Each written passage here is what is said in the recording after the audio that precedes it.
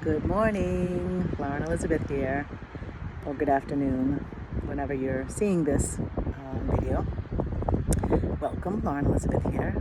I wanted to jump on quick and talk about the concept of giving your power away or taking your power back. For me, that's been something that I've heard and something that I've tried to embrace, but to be honest, haven't fully understood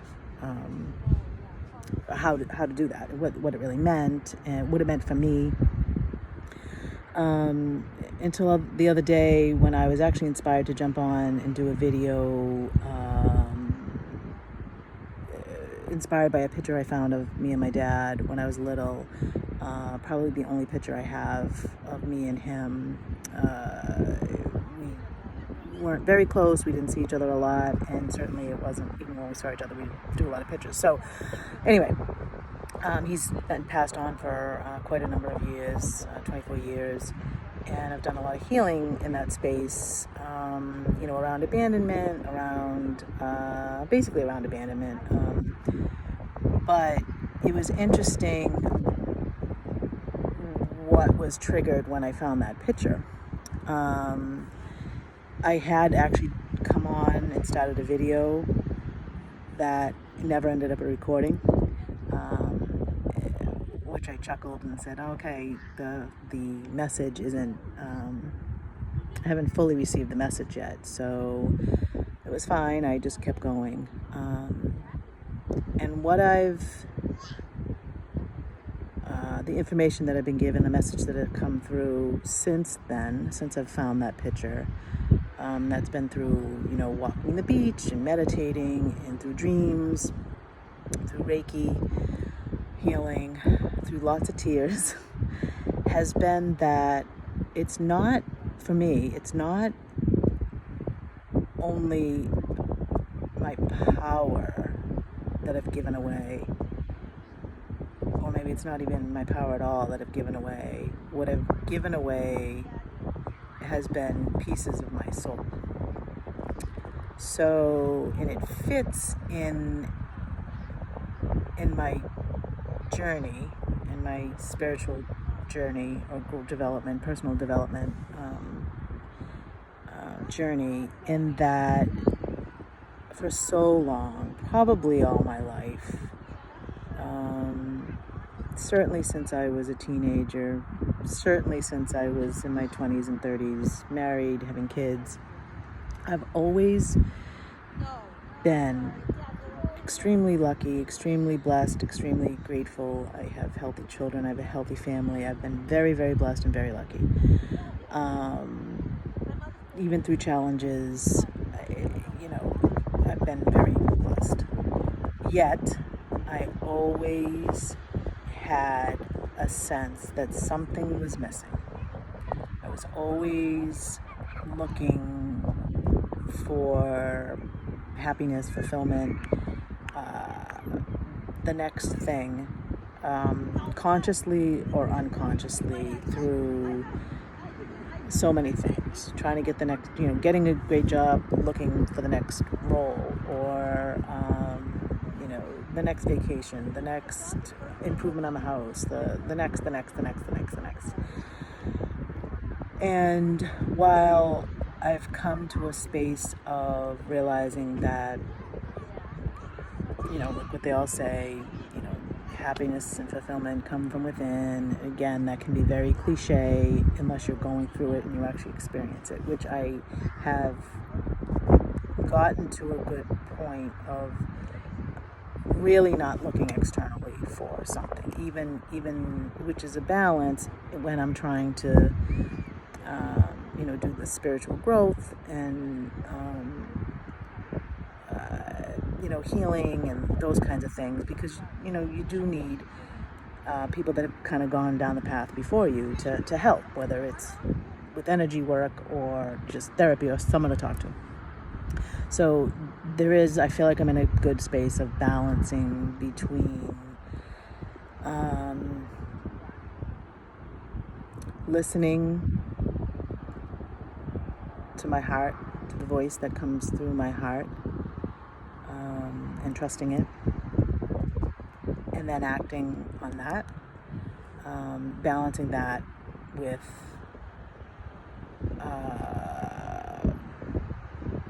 accepting help from other people. And yet, there's still, the amount of times people I talk to, I'm like, I feel like there's something that I don't know or that I'm missing. Something, whether it's, a trauma from my life that I don't remember or a past life thing. I've constantly felt like there was something missing. And through a combination of finding that photo, which flew out of a photo album that I was cleaning through books, it literally flew out. And so it was clearly something I needed to pay attention to. Between finding that, and then reading Echo Bodine's book, Echoes of the Soul, so many things started clicking. I had to keep putting the book down and writing and taking notes and stuff. And it was, what clicked for me was that it started with my dad, the healing of my dad, which I've done a lot of healing, but what clicked for me was that a very, very long time ago, probably when I was young, little girl, about the age of that picture, a piece of my soul went to him to watch out for him, to keep him company, to give him a sense of loving comfort and unconditional love that I couldn't give him in this physical world. One, I was little, I didn't know how, I was the daughter, probably expected it from him, the whole thing. He was, he had lots of challenges. He was from a dysfunctional family that did not see the value in him at all. I don't even mean to see the value. It was kind of worse than that. They really didn't treat him well at all. And he suffered with alcoholism, which is what he died from. And that was, a big piece of our disconnect in this physical world. And I realized that I had a piece of my soul left me and went to him to watch over him. And then when he died, that piece stayed with him. And I can I have this image of that little girl still holding his hand. And finding that picture, what came through was that he was ready to let go. That he's okay. He's in a space of being okay. And I think I have the sense that somewhere along the line it transitioned from that little girl, or it's the soul. It's not a little girl taking care of him. It's a piece of my soul watching over him, giving him that comfort through his passing, through his healing on the other side. And then I think at some point it switched, and he was holding my hand to watch over me and to get me through some things I was going through in my personal life, and continue to go through. And I feel like I have the strength, and I have some healing under my belt, and I feel the same way with him. And it's like that message was from him to say, we're okay, and you can have that piece of your soul back. And it's not that we're disconnected. we'll always be connected as we're connected with everybody, but it's no longer that codependent connection. He can stand on his own, I can stand on my own, and I can get back a piece of that, my soul, that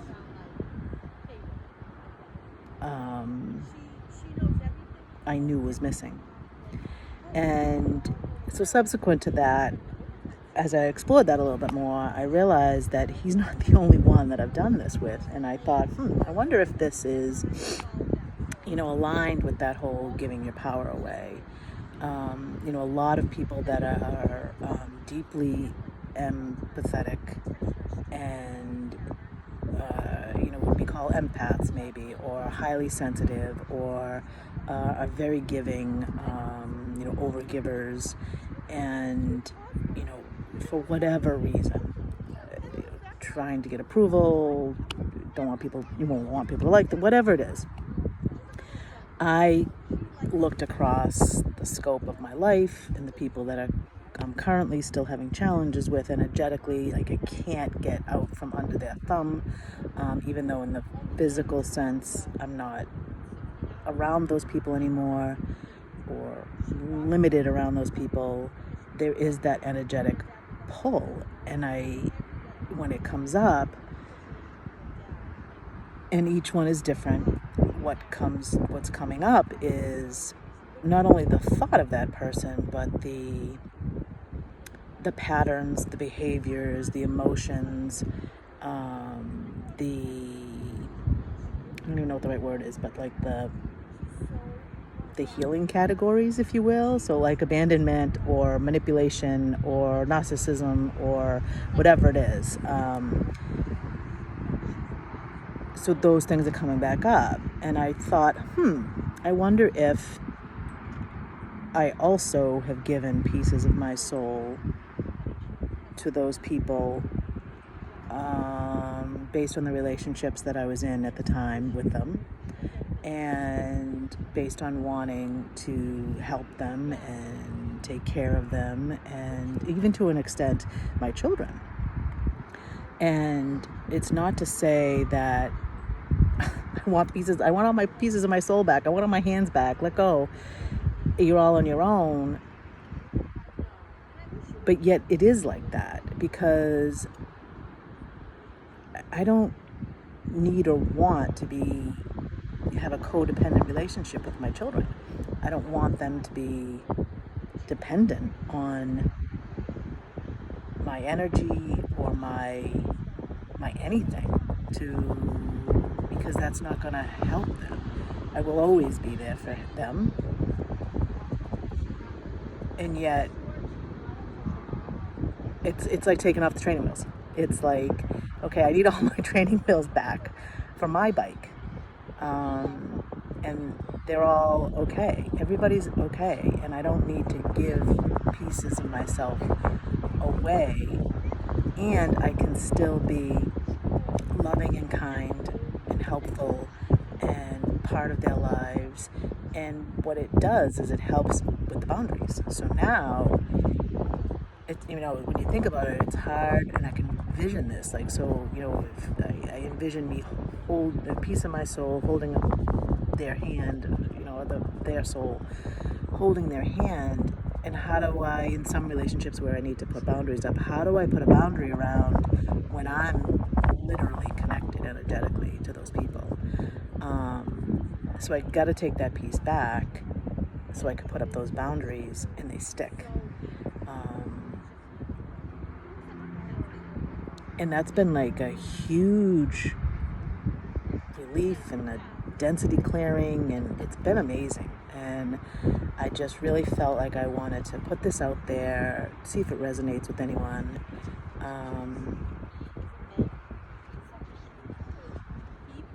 And hopefully it helps. I think what my hope would be was that it kind of sparks a thought or idea, and it may not be the same image or the same exact resonance for you in your life, but maybe it sparks an idea that you think, okay, well, for me, this is how I see it, or this is how I feel it, or this is how it works.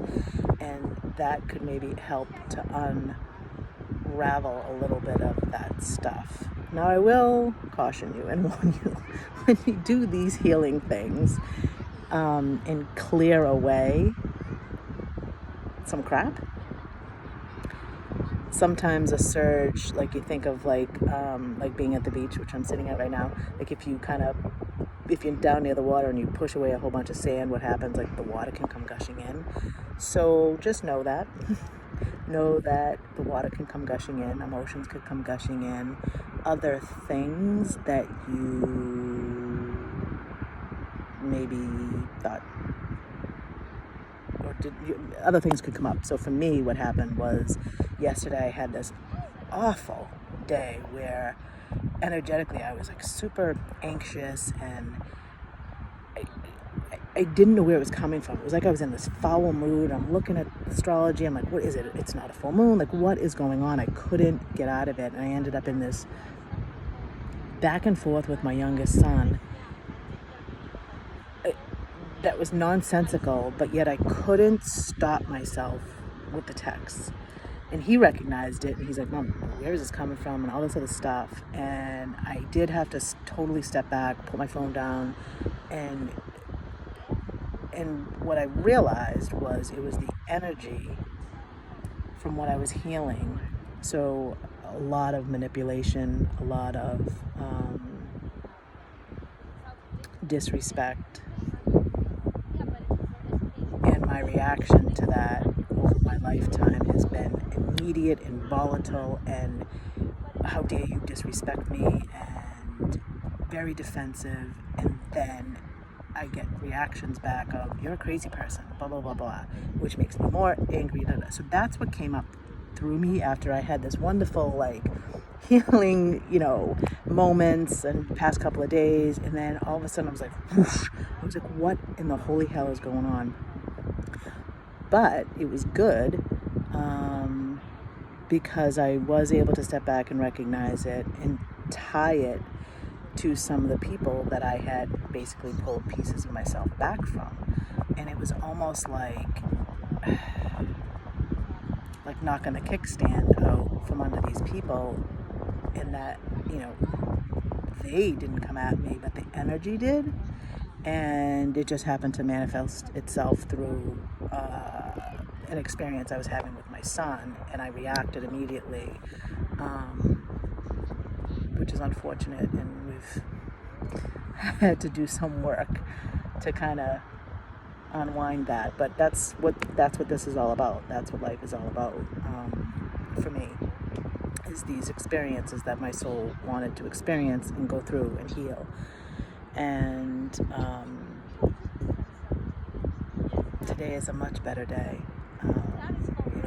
Seeing that stuff. So not only is it important for me to see and feel and trust the voice of my heart versus the voices of my head, the expectations, the programs, that's in my head. It's also important for me to allow I don't want to call it bad stuff, but the lower vibration stuff to come up and come through, so that I can see it and process it and let it go. And that is how I let go. That is what let go is to me.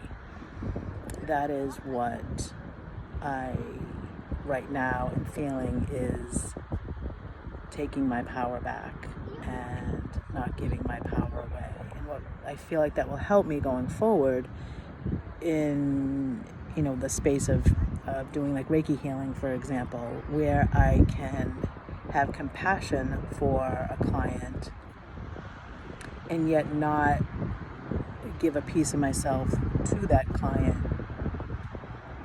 to take care of them.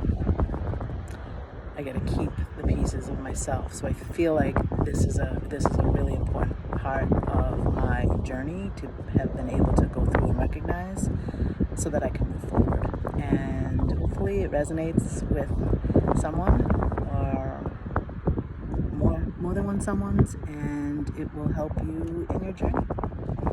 So I hope you have a wonderful, today is Friday, I hope you have a wonderful weekend. It's Labor Day weekend here in the States, and I just wish you all the best, send you all light, love, and peace for a great weekend, and a great new moon in Virgo coming up, either the 6th or the 7th, depending on where you are. So get your routines, your daily health routines, and your daily take care of yourself routines in order, and set great intentions for the month and the year ahead. And I hope you all are well, and take care. Bye.